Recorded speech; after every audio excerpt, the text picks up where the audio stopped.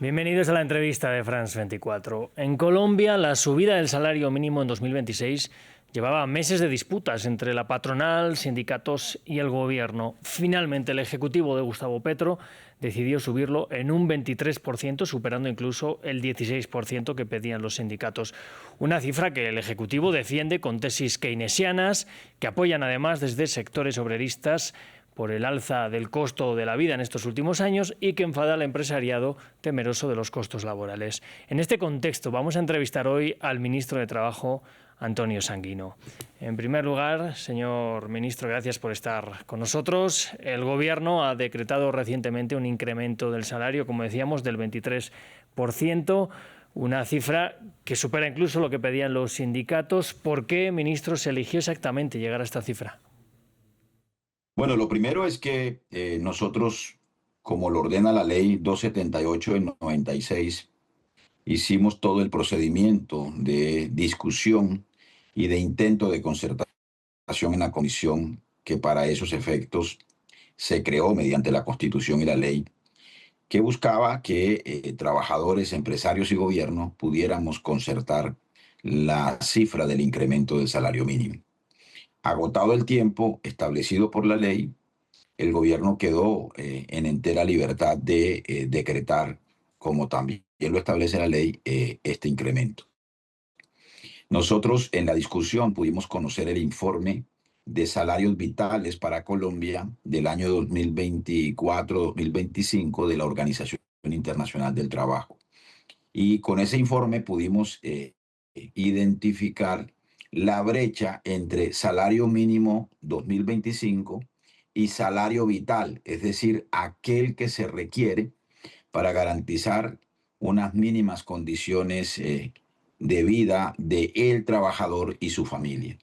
Y esa estimación, ese cálculo hecho por la Organización Internacional del Trabajo nos permitió digamos, tomar la decisión de aproximarnos hasta donde fuera posible a un escenario de cierre de esa brecha entre salario mínimo y salario vital, que es además una orden, una disposición del artículo 53 de la Constitución Nacional que indica que el salario mínimo de los trabajadores en Colombia debe ser vital y móvil, como también lo había reconocido y lo tiene establecido en muchos convenios la Organización Internacional del Trabajo.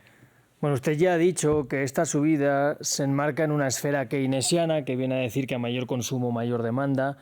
¿Temen que esto, junto a la ayuda en ingresos a las familias, pueda devenir también a largo plazo en un escenario de inflación? Pues hasta ahora no ha ocurrido, no ha ocurrido en los 3 años del gobierno del presidente Petro. Nosotros hemos incrementado nominalmente el salario en un 37.6% en los 3 primeros años de gobierno, con un incremento real del 18%. Y lo que ha ocurrido es que la inflación, por ejemplo, que la recibimos en un 14%, está hoy en el 5.1%. Que el desempleo, que lo recibimos en un 10%, está hoy en un 8.1%, incluso llegó a 7% en el último mes del año pasado. Y que el crecimiento económico, que lo recibimos más o menos en el 1%, y está en el 2.9%. Así que estas tesis keynesianas están demostrándose que tienen resultados positivos para el caso colombiano. Y este año, en lo corrido de este mes, ya se pagó la primera quincena con el salario vital tal como fue establecido en el decreto del 30 de diciembre. No ha habido alteración en los precios de los alimentos, no han habido fenómenos de despidos masivos ni de aumento del desempleo. Y lo que más bien estamos observando son signos positivos en el desempeño de la economía que se corroborarán con las mediciones que conoceremos de este mes a comienzos de febrero. Bueno, junto a todo esto que nos señala la oposición, les señala precisamente a ustedes de hacer una medida electoralista a pocos meses de las elecciones. ¿Qué tienen que decir a esto? Pues que es una falacia. Esta política de incremento de los ingresos de los trabajadores Es una política desde el comienzo mismo del gobierno del presidente Petro. Incluso en el primer año el incremento fue del 16%, acordado en la mesa de concertación, y no estaban las elecciones a la vuelta de la esquina. En el 2023 el incremento fue del 12%, en el 2024, perdón, y tampoco estábamos en un escenario electoral. Así que esta decisión corresponde a una convicción de que a mayor ingresos, mayor demanda o mayor consumo multiplicador, como lo establece el Keynes. Y este año lo que vamos a tener, o lo que ya estamos teniendo, es una demanda agregada de cerca de 10 billones de pesos al año, que van a significar una demanda en el consumo o un incremento en el consumo de bienes básicos para el trabajador y sus familias, que va a generar un impacto positivo en la economía. Quiero preguntarle también por el anuncio de los canales para denunciar incumplimientos de la medida. ¿Creen que puede haber negativas a implementar este salario mínimo? Sí, digamos, tenemos que estar atentos, ¿no? Incluso porque algunos empresarios o algunas empresas, hemos recibido ya varias denuncias, han advertido que no van a pagar el incremento hasta que no se resuelvan las demandas que se han interpuesto en el Consejo de Estado buscando tumbar el decreto. Y eso está en contravía del principio de legalidad del que goza el decreto y del principio de seguridad jurídica. Aquí los empresarios, todos estamos obligados a cumplir el decreto. En su mayoría, el registro que tenemos es que viene ocurriendo el cumplimiento del decreto, y a los trabajadores ya les pagaron en su primera quincena del año este incremento. Bueno, yo quería preguntarle por el escenario de que el Consejo de Estado llegara a tumbar el decreto. ¿Qué planes alternativos tiene el gobierno? No, nosotros no creemos que ese escenario sea posible.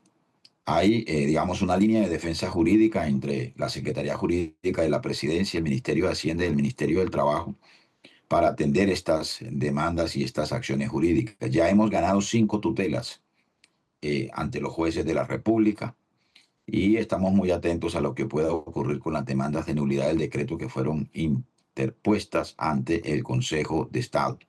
También hay unas dinámicas, unas jornadas de movilización en defensa del salario vital que ya tienen preparadas las organizaciones sindicales y populares. Una primera jornada ocurrirá el próximo 28 de enero, precisamente en 30 ciudades del país, en los palacios de justicia de esas 30 ciudades. Bueno, quiero volver a algo que ya nos comentó. Ciertamente el gobierno llega con buenas cifras de empleo, en torno a un 8% de desempleo, pero hay un dato interesante, y es que la informalidad alcanza el 55%, un problema que es histórico en el país, y además en torno al 90% de las empresas son mini pymes. ¿Esta medida no podría afectar a esas microempresas que son más vulnerables a los cambios en salarios?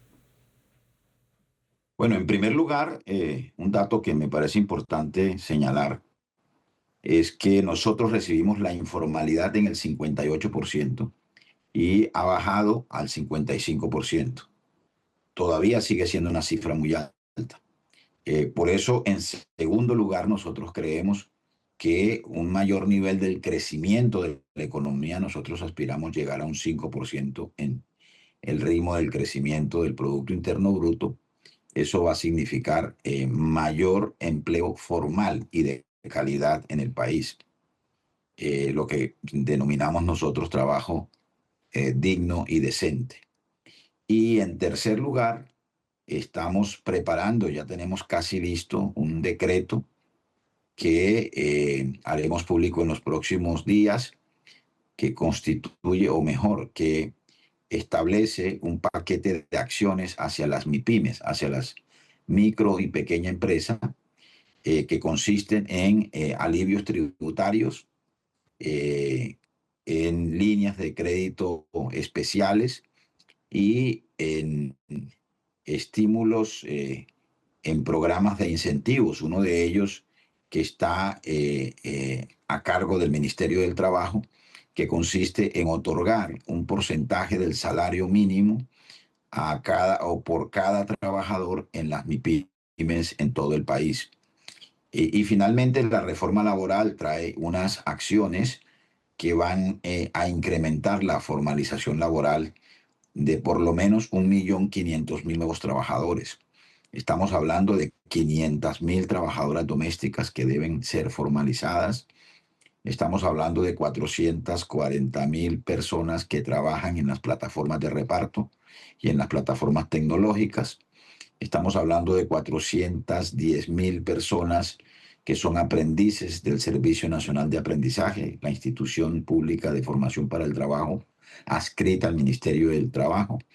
Y estamos hablando de por lo menos 60.000 madres comunitarias, entre otras poblaciones, que van a incrementar el número de trabajadores formales en el país y que va a significar una reducción también porcentualmente importante de la informalidad. Pues Antonio Sanguino, ministro de Trabajo de Colombia, gracias por estar en France 24. A ustedes muy amable, muchas gracias. Y nosotros nos vamos a despedir. Yo les invito, como siempre, a ver este y otros episodios de la entrevista en nuestro sitio web y en nuestro canal de YouTube. Gracias por elegirnos.